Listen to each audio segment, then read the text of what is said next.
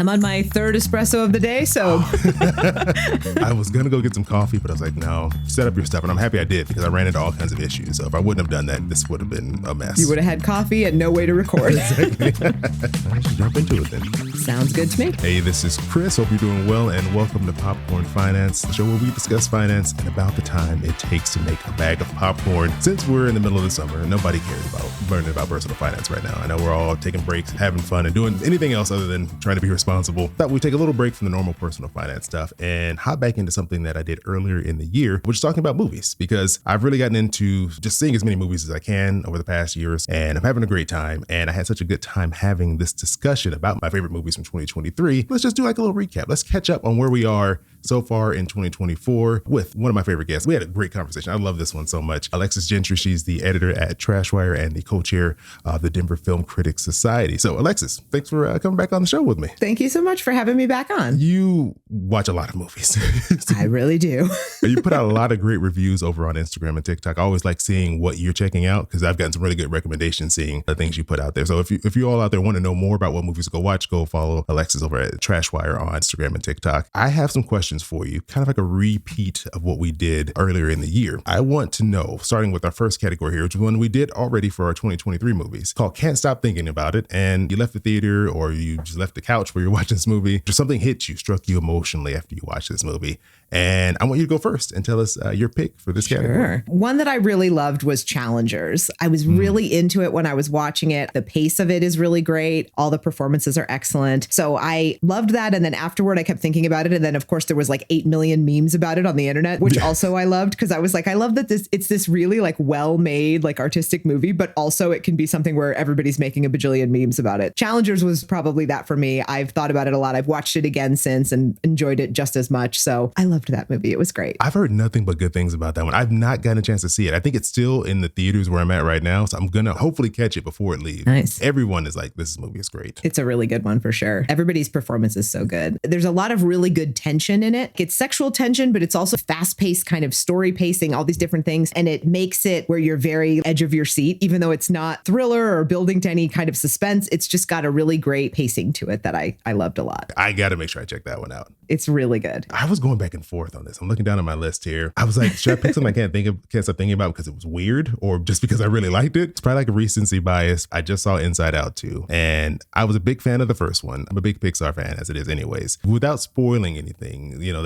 I think all the trailers and commercials show there's like new emotions they've added in there. But their depiction of anxiety I thought was so well done. And I was like, I've never seen it like illustrated in this way. I wouldn't say I have anxiety, but I've definitely dealt with anxiety. I think most of us have. And I was like, this feels so accurate, the chaos that they depict in this movie. I mean, the first one was amazing. I think they do a really good job of taking such like an abstract concept as like your emotions, creating like visual from it. And with sequels, you're always like, I don't know. Is this going to be even worth it? Or are you going to just like, just be like a fan service cash grab? But it was actually a really well done movie. I don't know if I like it better than the first one, but I think it's definitely worth watching, especially if you're someone who's ever dealt with anxiety or you know someone who does. I think it's like a really good illustration of how someone feels when they're in that situation. Nice. That's what I've heard. Yeah, everybody has said the portrayal of anxiety is like super spot on. And I was like, that sounds great to me because I think that's definitely something that everyone has dealt with quite a bit. So seeing that personified is probably a really nice experience. It's always nice to see something you've dealt with explored a little bit. For sure.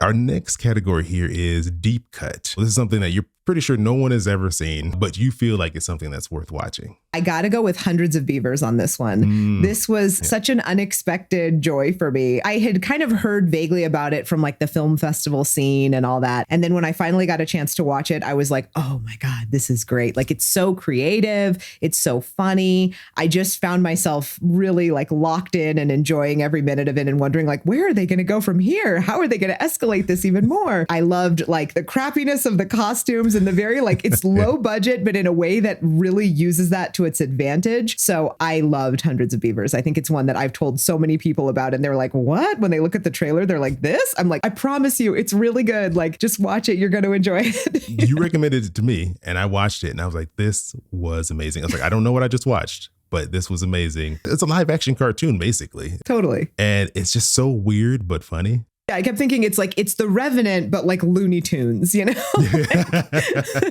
I don't know what this person was thinking when they came up with this. But I'm like, I hope they make more because I would watch more of these movies. Same. Absolutely. Okay, my deep cut. I feel like I've seen several movies that I'm like, I saw no buzz, nothing for this whatsoever. I have one that I think is going to be like it's my top movie so far, but also I don't think too many people have seen it, so I'm going to save that one. This feels like a deep cut because I don't know anyone else who's seen this, but this movie called Self-Reliance. It's on Hulu. I've heard of that. I haven't watched it, but it's on my list. It was such a good movie, especially if you ever watch like The New Girl, because Jake Johnson, he plays Nick. Mm-hmm. It kind of feels like he's playing Nick in this movie as well. But the premise is he gets into this game where he'll win $1 million if he can survive and not be killed by this like group of assassins, essentially, that are all over the place. But the key is that they can't kill him if he's with someone else. And so throughout the movie, he's just trying to basically stay with people in order to survive. But no one believes that he's actually playing this game. They think he's just being weird and crazy. And so it's hilarious. It's off the wall. It's on Hulu. So if you have Hulu, to go and watch it because it's definitely worthwhile. I will add it to the list for sure. Our next category here, category 3, it's the best so far. We're only halfway through the year. So at this point, this is like our number one movie. So Alexis, what movie fell into this category for you? Well, I have two for this. I have like a Hollywood movie and then I have an Indian movie. So the Hollywood movie is Dune Part 2. I just was so all around impressed by it. I loved the first one. And then I feel like the second one was just like kicked it up even higher. So I completely loved Dune Part 2. And then my second one is a very like me kind of movie. It's this new Indian film that just came out called Kalki 2898 AD. It's like mythology, it's sci-fi. I've been describing it as like, you know, Dune meets Star Wars meets Children of Men. I loved it so much. The star of it is one of my all-time movie crushes. So it was one of those things where I was like, oh yes, it just felt like a movie that was like, what would be a movie that Alexis would dream of? Okay, we'll just make that. Yeah, right.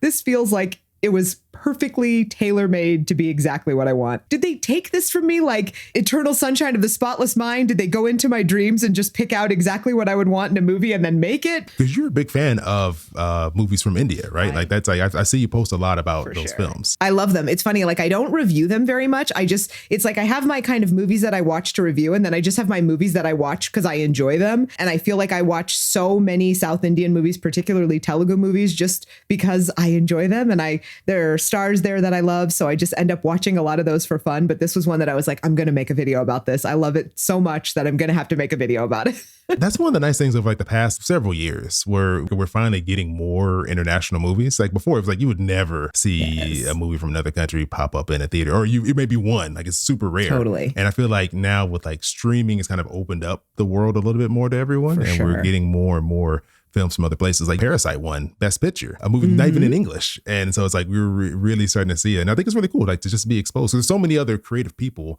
making like great work in all these other countries. And it's like nice that we finally get to see some of that over here. Completely agree. Yeah, I think it was Bong Joon-ho at the Oscars who said, like, if people can overcome the 1-inch barrier of subtitles, you can be exposed to so many amazing movies. And I think that's completely true. Some of my favorite movies I've ever seen are not in English. And I'm like, everyone take a chance, learn to read subtitles. It's fine. You can do it. Like your brain can process both things at once. It's not bad at all. But I think like mentally you're like, oh, I'm gonna have to read and try to watch the screen. But like, I mean, I think Parasite was so popular. Many people got over it. And you can see, oh yes, you can do it. You're going to be fine. It's going to work.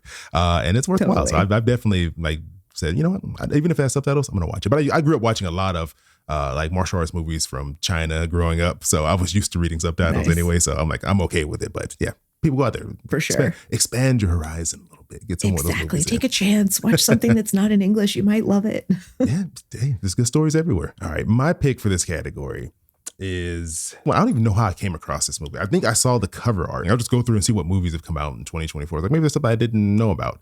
And this one, let me get the title here because I always mess it up. It is The Last Stop in Yuma County. And this one, I don't think it's streaming anywhere. I had to rent this because I couldn't find it like on any streaming service. Have you caught this one? I haven't seen it, but someone in my critics group reviewed it, and I think they gave it a pretty good review. So it was something that it was sort of vaguely on my radar from that. I don't want to spoil it because this is a movie that you can 100% spoil. So I do not want to say too much about it, but the premise of it is a guy stops at a gas station. They don't have any gas. And they're like, oh, gas will be coming soon. We're waiting for the truck to deliver it. And they're like out in the middle. I think Yuma County is like between California and Arizona somewhere, Nevada. It's like in the desert out here. And he goes into this cafe. He's sitting there waiting. And there's these guys who had robbed a bank and they show up to get gas and they also have to wait.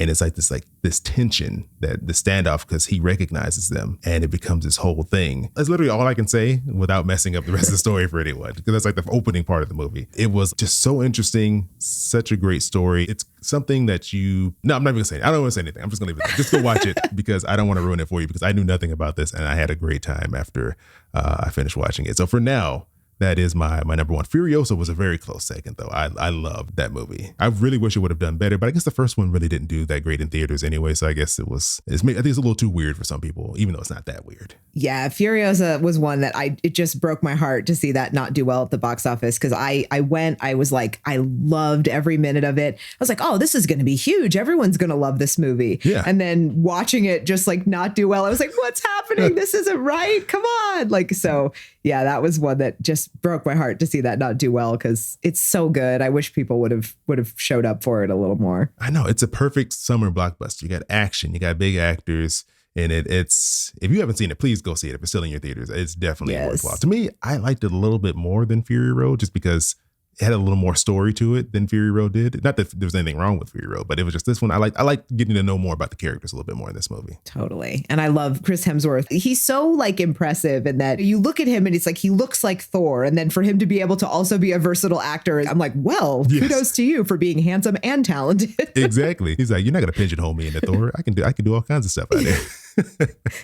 Okay, our last category here to wrap it up is On the Lookout. So a 2024 movie that hasn't come out yet, but it's something that you're like, I cannot wait to watch this whenever it hits theaters or streaming or wherever it might be. So what is your pick for this category? Well, there are a lot of Hollywood movies that are coming out that I'm excited for, that are going to be great, whatever. But to me, I'm picking an Indian movie here because it's a movie that I have been looking forward to for quite a while. And that is Pushpa 2. It is the sequel to this movie, Pushpa, which is one of my all-time favorite Telugu movies. It has some of the best music I have ever heard. I listen to the soundtrack all the time, to the point where I'm starting to memorize the lyrics, even though they're in a language that I do not speak.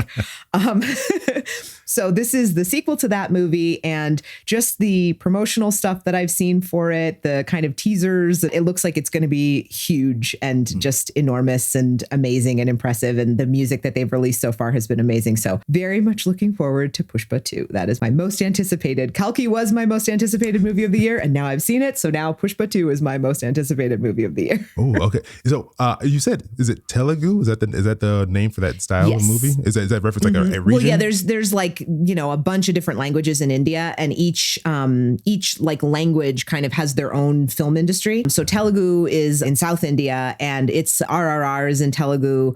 S.S. Rajamouli, who directed RRR, is like a huge director, and he's like king of Telugu cinema. I kind of started out by watching all of his movies and then just got really hooked on Telugu movies in general. And then that led me down the road to Pushpa, and I loved it. And now I'm like, oh my God, eagerly awaiting the sequel.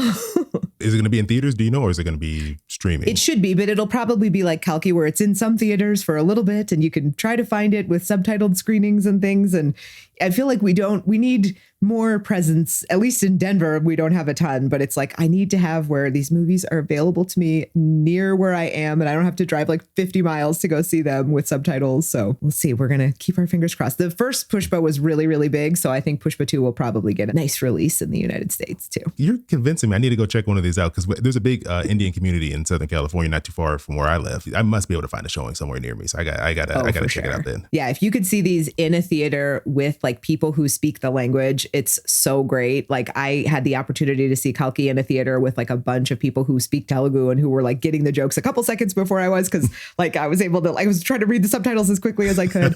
And it was just such a great experience. So like, yeah, highly recommend.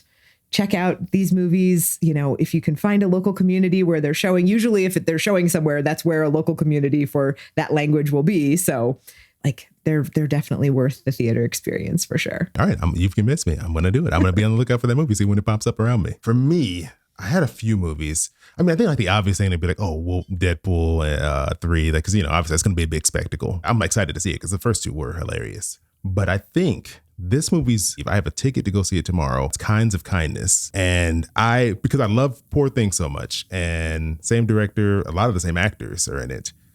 So I'm really interested to see. I don't want to build it up too much in my head because I may let myself down because I don't know. I don't even know what this movie's about. I didn't look at all to see. I was just like, oh, okay, yeah, I'll watch this. So I'm really excited to see what it'll end up being. I'm gonna get to see it at the Alamo Draft House in San Francisco, where I'm at right now. So I feel like it should be a good overall experience. I'm going to get a good meal. I'm going to see probably a kind of weird movie. And I'm looking forward to the whole experience of whatever this is going to be. Nice. Yeah, I didn't get a chance to see it. I ended up missing the press screening, but a bunch of my friends went and saw it. And I'm curious to see all their reviews and check out what they had to say about it. But yeah, from what I've heard, it's full weird. They're going crazy with it. It's multiple sort of stories. And a bunch of my friends saw it at Sydney Film Festival. And I'm like, ooh, okay. So it's definitely one that's on my list too. You never know what you're going to get with this director.